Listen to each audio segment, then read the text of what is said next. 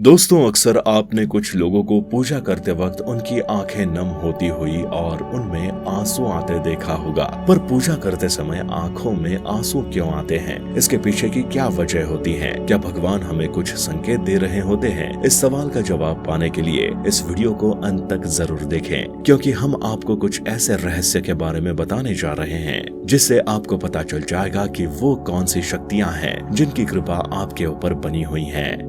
दोस्तों, प्राचीन ग्रंथों की माने तो शुरुआत में ये पूरा ब्रह्मांड खाली था और यहाँ पर हर जगह अंधकार था। और फिर अचानक एक विशालकाय शिवलिंग प्रकट हुआ, जिससे ये पूरा अंधकार में डूबा हुआ ब्रह्मांड ऊर्जा से भर गया।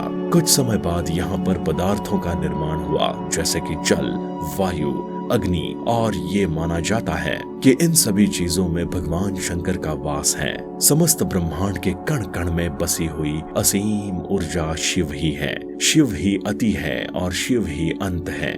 दोस्तों, जब भी हम पूजा करने के लिए बैठते हैं और ईश्वर का ध्यान लगाते हैं, तब हमारी ऊर्जा का कनेक्शन सीधा भगवान से होता है। ईश्वर सर्वव्यापी है, समस्त जीव जंतु में उसका वास है। इसीलिए जब आपकी अंतरात्मा का ईश्वर के साथ संबंध जुड़ जाता है, तब वो आपको कुछ संकेत देते हैं। ये संकेत बड़े ही साधारण तरीके के होते हैं और अक्सर हम ईश्वर के दिए गए इन संकेतों को समझ नहीं पाते हैं। दोस्तों, जब भी हम पूजा या फिर ध्यान करते हैं, तब हमारे आसपास का वातावरण सकारात्मक ऊर्जा से भर जाता है। यही वजह है कि हमें खुशी महसूस होती है और अच्छा लगता है। और उस समय अगर कोई दुख का माहौल होता है, वो भी सुख में बदल जाता है, क्योंकि इन सकारात्मक शक्तियों का प्रभाव ही कुछ ऐसा होता है। आपने देखा होगा कि कई बार विद्यार्थी पढ़ते समय माँ सरस्वती का ध्यान करते हैं और उनकी आंखों में आंसू आने लगता है और अचानक से उन्हें नींद आने लगती है। इसका अर्थ ये है कि माँ सरस्वती की कृपा उस विद्यार्थी पर बन रही है। इसके साथ ही दोस्तों, जब हम ईश्वर की कोई कथा सुनते हैं, तब हमारे शरीर का रोम रोम खड़ा हो जाता है और आंखों से आंसू आने लगता है। ऐसे ही कई सारे संकेत ईश्वर हमें देते हैं। आइए आपको एक एक करके इसके बारे में बताते हैं।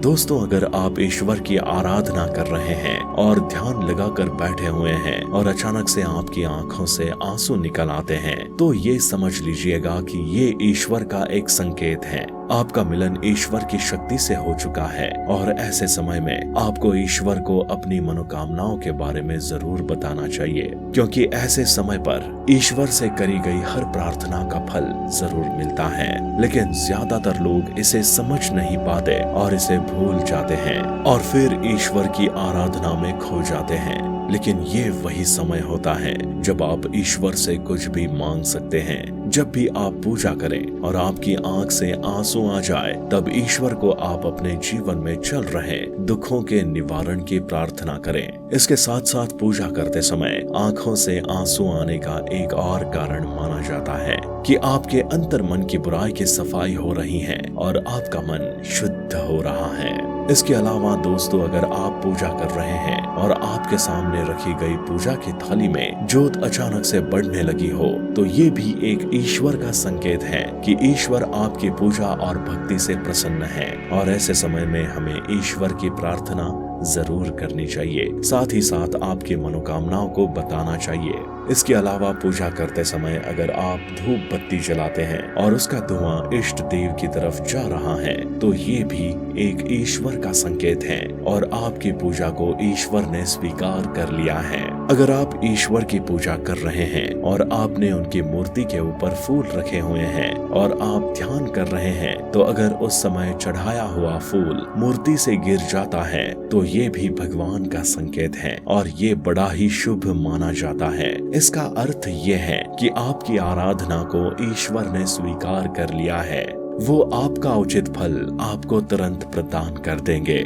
इसके अलावा अगर पूजा करते समय आपके द्वार पर गाय आ जाती है, तो ये बड़ा ही शुभ संकेत माना जाता है। उस समय द्वार पर आई हुई गाय की पूजा करें और उसे रोटी खिलाएं और उन्हें नमस्कार करके अपनी मनोकामना को गौ माता को बताएं। तो दोस्तों, ये थे कुछ संकेत जो पूजा करते समय भगवान हमें देते हैं।